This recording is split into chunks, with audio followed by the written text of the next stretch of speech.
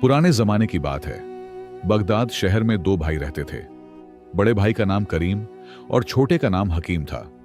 उनके वालिद एक गरीब दर्जी थे जो मेहनत से अपना घर चलाते थे। एक दिन अचानक वालिद बीमार पड़ गए और कुछ ही रोज बाद इंतकाल कर गए। दोनों भाई यतीम हो गए। वालिद की मौत के बाद घर में बहुत मुश्किल आ गई। करीम की उम्र सिर्फ 16 साल थी और हकीम 14 साल का। घर में खाने को कुछ नहीं था। करीम बहुत परेशान हो गया और सोचने लगा कि अब क्या होगा। हकीम ने कहा, भाई अल्लाह पर भरोसा रखो। करीम ने जवाब दिया, भरोसे से पेट नहीं भरता।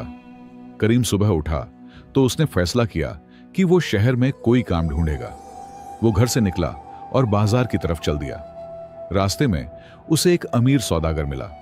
सौदागर ने पूछा, तुम कौन हो? करीम ने कहा, मैं यतीम हूं और काम ढूंढ रहा हूं। सौदागर ने कहा, मेरे गोदाम में आ जाओ। सौदागर ने करीम को अपने गोदाम में काम दे दिया। करीम रोज सुबह से शाम तक मेहनत करता। उसे महीने में सिर्फ 10 दीनार मिलते थे।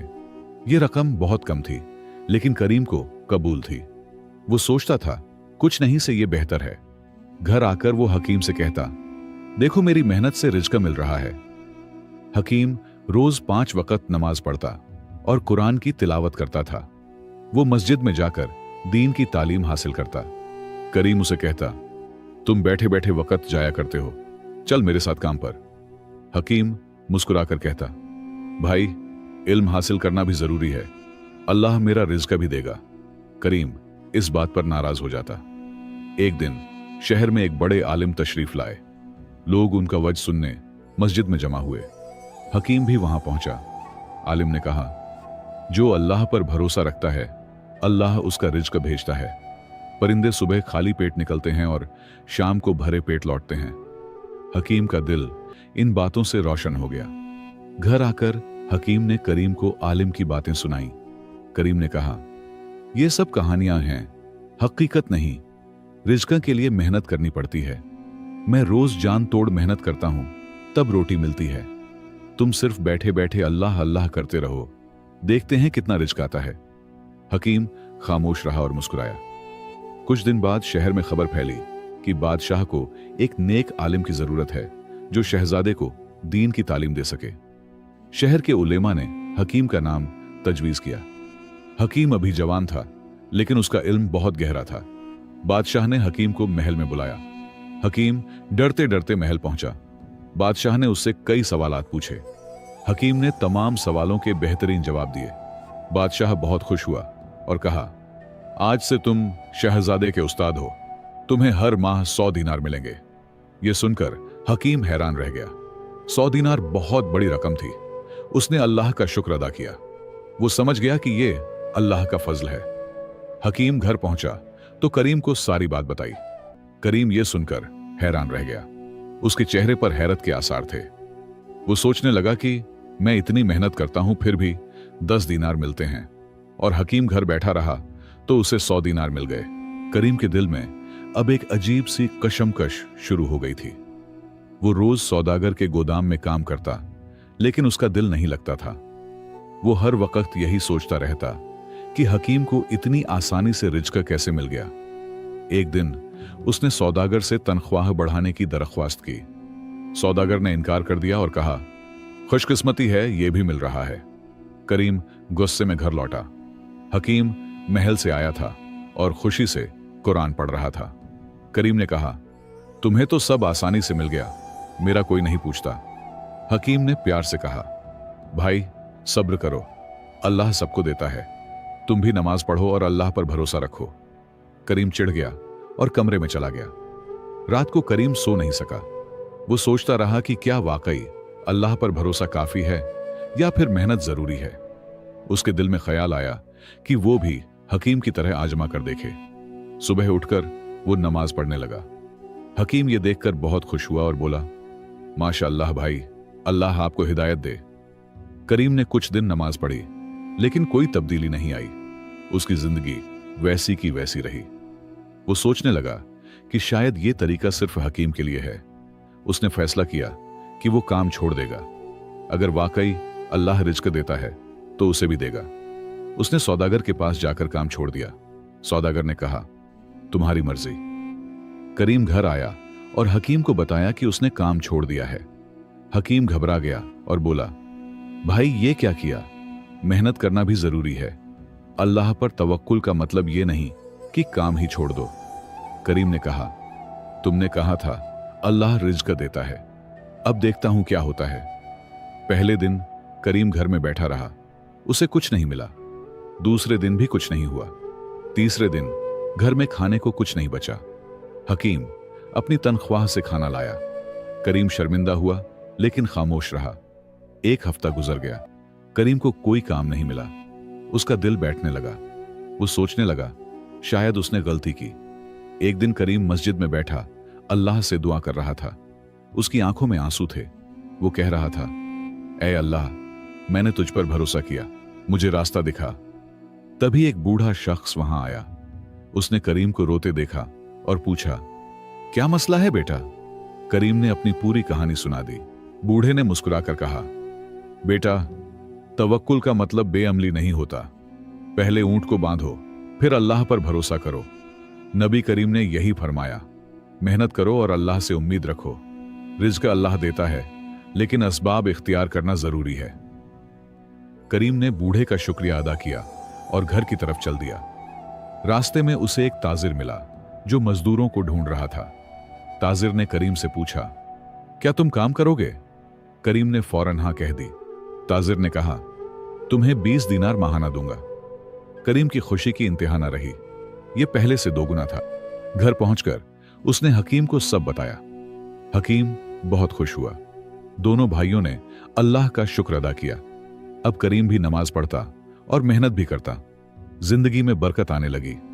कुछ महीने गुजर गए और दोनों भाइयों की जिंदगी अच्छी चल रही थी। करीम अपने नए काम में मेहनत से लगा रहता। ताजिर उसकी ईमानदारी से बहुत खुश था।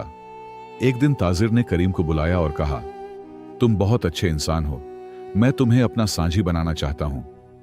करीम यह सुनकर हैरान रह गया। उसने शुक्रिया अदा किया। करीम अब ताजिर का शरीक बन गया था। उसके पास पहले से ज्यादा दौलत आने लगी। वो अच्छे कपड़े पहनने लगा और अच्छा खाना खाने लगा। हकीम अब भी सादा जिंदगी गुजारता था। वो अपनी तनख्वाह में से गरीबों की मदद करता। करीम कहता, भाई, अब तो हमारे पास पैसे हैं, आराम से रहो। हकीम मुस्कुराकर कहता, ये अल्लाह की अमानत है। दौलत बढ़ने के साथ करीम के दिल में तकब्बुर आने लगा। वो सोचने लगा कि ये सब उसकी मेहनत का नतीजा है। नमाज में सुस्ती करने लगा और मस्जिद कम जाने लगा। हकीम ने कई बार समझाया, लेकिन करीम ने नहीं सुना। एक दिन करीम ने कहा, मेरी मेहनत से ये दौलत आई है, अल्लाह का शुक्र तो है, मगर असल में ये मेरा हक है। हकीम ये सुनकर गमगीन हो गया। उसने कहा, भाई, ये गुरूर खतरनाक है। अल्लाह जो देता है वो वापस भी ले सकता है। तवाज़ु से रहो। करीम हंसकर बोला, तुम फिक्र मत करो, मैं होशियार हूं, अपना माल संभालना जानता हूं। हकीम ने दिल ही दिल में अल्लाह से दुआ की, ऐ अल्लाह, मेरे भाई को हिदायत दे। एक दिन शहर में कहत पड़ गया। बारिश नहीं हुई और फसलें खराब हो गईं। लोगों के पास खाने को कम हो गया। कीमतें आसमान छूने लगीं। ताजिरों का कारोबार मुतासिर हुआ। करीम के ताजिर ने कहा, अब हमें सामान जमा करके रखना चाहिए, फिर महंगा बेचेंगे तो ज्यादा मुनाफा होगा। करीम ने यह बात मान ली। हकीम को जब पता चला तो उसने करीम को रोका। उसने कहा, भाई, ये जुल्म है। लोग भूखे मर रहे हैं और तुम मुनाफे की सोच रहे हो। यह हराम कमाई है। करीम ने कहा, यह कारोबार है, हर कोई यही करता है। तुम नादान हो, इसलिए नहीं समझते। हकीम ने कहा, यह अल्लाह को नाराज करना है। मगर करीम नहीं माना। करीम और उसका ताजिर गल्ला जमा करने लगे। उन्होंने अनाज खरीदकर गोदाम में भर लिया। बाहर गरीब लोग भूख से बिलख रहे थे, लेकिन करीम के दिल में रहम नहीं आया। वो सोचता रहा कि कुछ दिन बाद कीमत और बढ़ेगी। हकीम रोज उसके लिए दुआ करता। एक रात हकीम ने ख्वाब देखा। ख्वाब में एक नूरानी बुजुर्ग ने कहा, हकीम, तुम्हारा भाई गलत रास्ते पर है। अल्लाह उसे आजमा रहा है। अगर वो न संभला तो सब कुछ खो देगा। उसे आखिरी बार समझाओ। हकीम नींद से जागा तो पसीने में भीगा हुआ था। सुबह होते ही वो करीम के पास गया और बोला, भाई, मैंने एक ख्वाब देखा है। करीम ने ख्वाब सुनकर कहका लगाया और बोला, यह सिर्फ ख्वाब है, तुम डरपोक हो इसलिए ऐसे ख्वाब देखते हो, मैं अपना कारोबार जानता हूं। हकीम का दिल टूट गया। उसने आखिरी बार कहा, भाई अल्लाह से डरो, गरीबों की मदद करो, यह माल तुम्हारे काम नहीं आएगा। करीम गुस्से में बोला, बस करो अपनी बातें। उसी रात शहर में आंधी आई, जोर की बारिश शुरू हो गई, तेज हवाएं चलने लगीं। करीम के ताजिर का गोदाम दरिया के किनारे था। दरिया में सैलाब आ गया, पानी गोदाम में घुस गया, तमाम अनाज पानी में बह गया और खराब हो गया। सुबह करीम देखने गया तो सब तबाह था। करीम के हाथों हाथ आए, उसकी सारी दौलत खत्म हो गई। करीम गोदाम के सामने खड़ा था और अपनी तबाही देख रहा था। उसके हाथ कांप रहे थे। ताजिर भी आया और सब देखकर रोने लगा। उसने करीम से कहा, यह सब तुम्हारी वजह से हुआ, तुमने कहा था अनाज जमा करो, अब मैं बर्बाद हो गया, आज से हमारी साझेदारी खत्म। करीम खामोश खड़ा सब सुनता रहा। करीम घर की तरफ भारी कदमों से चला। उसकी आंखों में आंसू थे। वो सोच रहा था, हकीम ने कितनी बार रोका था, उसने ख्वाब में भी खबरदार किया था, मगर मैंने गुरूर में किसी की न सुनी। अब अल्लाह ने सजा दे दी। घर पहुंचकर वो हकीम के सामने बैठ गया, सर झुकाकर रोने लगा। हकीम ने प्यार से करीम का कंधा थपथपाया और कहा, भाई रोने से कुछ नहीं होगा, अल्लाह से तौबा करो और नए सिरे से शुरू करो, अल्लाह बहुत माफ करने वाला है। करीम ने कहा, मैंने बहुत बड़ा गुनाह किया है, लोग भूखे थे और मैं उनका फायदा उठाना चाहता था, अल्लाह मुझे कैसे माफ करेगा। हकीम ने कहा, अल्लाह की रहमत बहुत बड़ी है, तुम सच्चे दिल से तौबा करो, अल्लाह जरूर माफ करेगा, फिर नई मेहनत शुरू करो, अल्लाह फिर से रिज्क देगा। करीम ने वजू किया और 2 रकअत नमाज पढ़ी। सजदे में गिरकर अल्लाह से माफी मांगी। बोला, ऐ अल्लाह, मैं गुनहगार हूं, मुझे माफ कर दे। उसका दिल हल्का हो गया। अगले दिन करीम ने काम तलाश करना शुरू किया, लेकिन कोई काम नहीं मिला। शहर में कहत की वजह से कारोबार बंद थे। लोग खुद परेशान थे। कई दिन गुजर गए, कोई काम नहीं मिला। करीम परेशान होने लगा। हकीम अपनी तनख्वाह से दोनों का खर्च चलाता। करीम शर्मिंदा था, लेकिन अल्लाह पर भरोसा रखता। एक दिन करीम मस्जिद के बाहर बैठा था। एक बूढ़ी औरत वहां से गुजरी। उसके हाथ में भारी बोझ था। वो चलते चलते गिर गई। करीम फौरन उठा और उसे संभाला। उसने बोझ उठा लिया और कहा, आपको कहां जाना है? बूढ़ी ने कहा, बेटा मुझे मेरे घर तक छोड़ दो। करीम ने बोझ उठाकर उसे घर पहुंचा दिया। बूढ़ी ने करीम को दुआएं दी और कहा, अल्लाह तुम्हें खुश रखे। करीम वापसी में जा रहा था तो रास्ते में एक शख्स मिला। उसने कहा, मैं तुम्हें देख रहा था, तुमने उस बूढ़ी की बहुत मोहब्बत से मदद की। मैं एक काफिले का सरदार हूं, मुझे एक अमानतदार आदमी की जरूरत है, क्या तुम मेरे साथ काम करोगे? करीम ने खुशी से हां कह दी। कारवां, सरदार ने कहा, हम अगले हफ्ते सफर पर जाएंगे, तुम्हें सामान की हिफाजत करनी होगी, तनख्वाह 50 दीनार महीना मिलेगी। करीम हैरान रह गया, इतनी तनख्वाह उसे कभी नहीं मिली थी। उसने अल्लाह का शुक्र अदा किया। वो समझ गया कि नेक काम का सिला अल्लाह फौरन देता है। घर आकर करीम ने हकीम को खुशखबरी सुनाई। हकीम बहुत खुश हुआ और कहा, देखा भाई, अल्लाह ने फिर से दिया। अल्लाह कभी अपने बंदों को मायूस नहीं करता। जो तौबा करता है अल्लाह उसे नया मौका देता है। करीम ने कहा, तुमने मुझे सहारा दिया, इसलिए आज ये दिन देखा। तुमने मुझे अल्लाह की तरफ लौटाया। दोनों भाइयों ने मिलकर शुक्राने की नमाज पढ़ी। करीम अब पूरी तरह बदल चुका था। उसने फैसला किया कि जो कुछ कमाएगा उसमें से गरीबों को भी देगा। अगले हफ्ते कारवां रवाना हो गया। करीम ने अपने भाई हकीम को अलविदा कहा। हकीम ने दुआ दी कि अल्लाह सफर में तुम्हारी हिफाजत करे। कारवां में 20 ऊंट थे जिन पर कीमती सामान लदा था। करीम की जिम्मेदारी सामान की हिफाजत थी। सरदार ने कहा, रास्ते में डाकू भी हो सकते हैं, होशियार रहना। करीम ने सर झुकाकर इताअत की। कई दिन का सफर था। रास्ते में रेगिस्तान और पहाड़ थे। करीम रात को जागता और सामान की निगरानी करता। दिन में कारवां चलता रहता। वो वक़्त पर नमाज पढ़ता और कुरान की आयातें पढ़ता। दूसरे साथी उसकी नेक आदतें देखकर हैरान होते। एक ने कहा, करीम, तुम बहुत नेक इंसान लगते हो। करीम मुस्कुराया और खामोश रहा। चौथे दिन कारवां एक वीरान जगह से गुजर रहा था। अचानक पहाड़ों से डाकुओं ने हमला कर दिया। वो चीख चीख कर कह रहे थे, सामान छोड़ दो। कारवां वाले डर गए। सरदार ने कहा, भागो यहां से। लेकिन करीम ने हिम्मत नहीं हारी। उसने कहा, हम अमानत की हिफाजत करेंगे, अल्लाह हमारी मदद करेगा। करीम ने बुलंद आवाज में अल्लाह का नाम लिया। बाकी साथियों ने भी हिम्मत कर ली। उन्होंने लाठियां उठा लीं और डाकुओं का मुकाबला किया। करीम बहुत बहादुरी से लड़ा। डाकू समझ गए कि यह आसान शिकार नहीं। थोड़ी देर बाद डाकू भाग गए। कारवां वालों ने खुशी के नारे लगाए। सरदार ने करीम को गले लगाया और कहा, तुम्हारी हिम्मत ने आज सबको बचा लिया। अगर तुम न होते तो हम बर्बाद हो जाते। मैं तुमसे बहुत खुश हूं। करीम ने कहा, यह सब अल्लाह का फजल है। मैंने सिर्फ अपनी जिम्मेदारी निभाई। अमानत की हिफाजत हर मुसलमान का फर्ज है। सरदार ने दिल में सोचा, यह वाकई एक सच्चा मोमिन है। कारवां अपनी मंजिल के करीब पहुंच गया। एक बड़े शहर में दाखिल हुए। वहां सरदार ने अपना सामान फरोख्त किया। अच्छा मुनाफा हुआ। सरदार ने करीम को 50 दीनार दिए और कहा, यह तुम्हारी तनख्वाह है। फिर उसने 50 दीनार और निकाले। बोला, यह इनाम है तुम्हारी बहादुरी का। करीम ने शुक्रिया अदा किया, लेकिन इनाम लेने से इनकार कर दिया। करीम ने कहा, मुझे सिर्फ अपना हक चाहिए। मैंने अपना काम किया, उसका इनाम अल्लाह देगा। सरदार हैरान हो गया। उसने कहा, आजकल कोई इतना ईमानदार नहीं। तुम वाकई खास हो। ठीक है, अगर नहीं लेते तो कोई बात नहीं, लेकिन अब से तुम मेरे मुकर्रर साथी हो। हर सफर में तुम्हें साथ ले जाऊंगा। करीम ने कबूल कर लिया और वापसी का सफर शुरू हुआ। रास्ते में करीम सोचता रहा कि कितनी बदल गई है जिंदगी। पहले घमंड था, अब आजिज़ी है।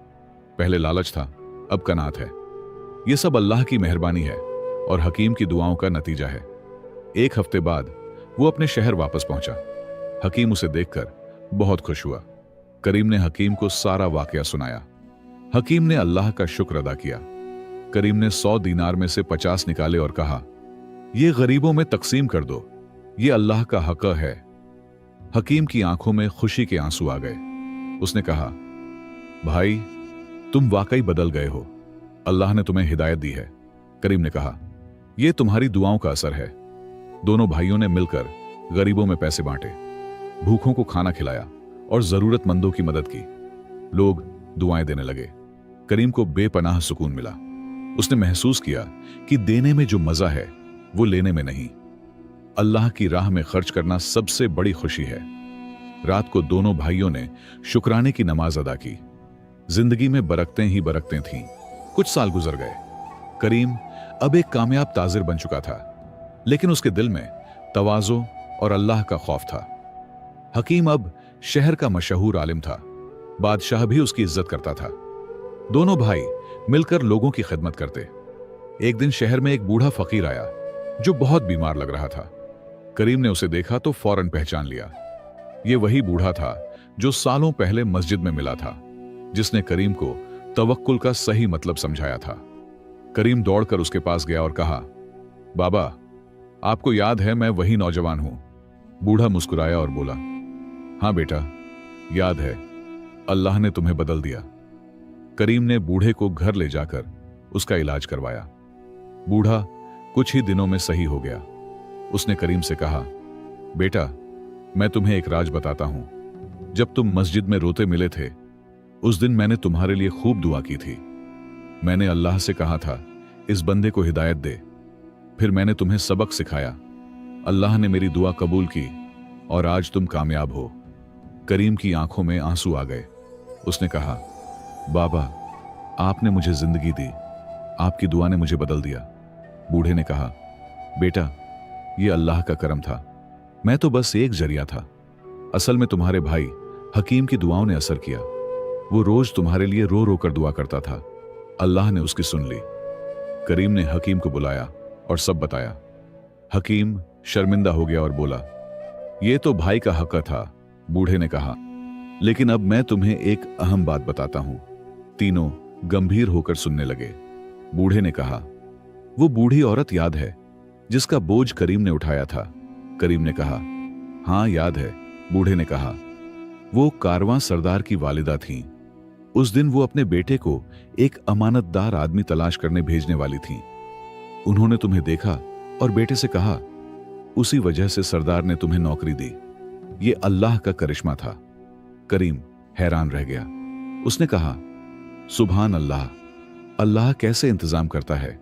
एक छोटा सा नेक अमल इतना बड़ा बदला लाया। बूढ़े ने कहा, बेटा, अल्लाह हर चीज देखता है। जो नेकी करता है अल्लाह उसे जरूर बदला देता है। शायद फौरन नहीं, लेकिन वक्त आने पर जरूर। रिज्क भी अल्लाह ही देता है, मगर असबाब भी इख्तियार करने पड़ते हैं। हकीम ने कहा, और सबसे बड़ी बात यह है कि गरूर इंसान को तबाह कर देता है। आजीजी और शुक्रगुजारी से बरकत आती है। करीम ने कहा, मैंने ये सबको मुश्किल रास्ते से सीखा। पहले सब खोया, फिर अल्लाह ने सब वापस दिया। बूढ़े ने कहा, यही तो अल्लाह की रहमत है। वो अपने बंदों को आजमाता है, फिर नवाजता है। बूढ़ा कुछ दिन बाद रुखसत हुआ। जाते वक्त उसने कहा, बेटो, अब तुम्हारी जिम्मेदारी है। लोगों को सबक सिखाओ कि रिज्क अल्लाह देता है। मेहनत करो, मगर अल्लाह पर भरोसा रखो। गरूर मत करो और गरीबों की मदद करो। दोनों भाइयों ने वादा किया कि वो ये पैगाम फैलाएंगे। बूढ़ा दुआ देकर चला गया। दोनों भाई उम्र भर लोगों को यही सबक सिखाते रहे। करीम कारोबार करता और हकीम इल्म सिखाता। दोनों गरीबों की मदद करते और अल्लाह का शुक्र अदा करते। उनकी जिंदगी से लोगों ने सीखा कि रिज्क अल्लाह देता है, मेहनत असबाब है, गरूर तबाही है और आजीजी कामयाबी की कुंजी है। ये किस्सा आज भी लोग अपने बच्चों को सुनाते हैं। दोस्तों, रिज्क अल्लाह के हाथ में है, लेकिन मेहनत और सबब कारण अपनाना भी जरूरी है। घमंड और लालच इंसान को बर्बाद कर देते हैं। आजी, नम्रता, शुक्रगुजारी और गरीबों की मदद से जिंदगी में बरकत आती है। नेक अमल का बदला अल्लाह जरूर देता है। अल्लाह पर भरोसा रखो, सब्र करो और नेक काम करते रहो। दोस्तों, उम्मीद करता हूं कि आपको यह कहानी पसंद आई होगी। अगर आपको यह कहानी पसंद आई हो तो एक लाइक जरूर करें और कमेंट में बताएं कि आपको कहानी कैसी लगी। ऐसे ही दिल को छू लेने वाली कहानियां सुनते रहने के लिए स्टोरीज विद सोहेल चैनल को सब्सक्राइब करें। अल्लाह हम सबको हिदायत दे और हमें हलाल रिज्क नसीब करे। आमीन।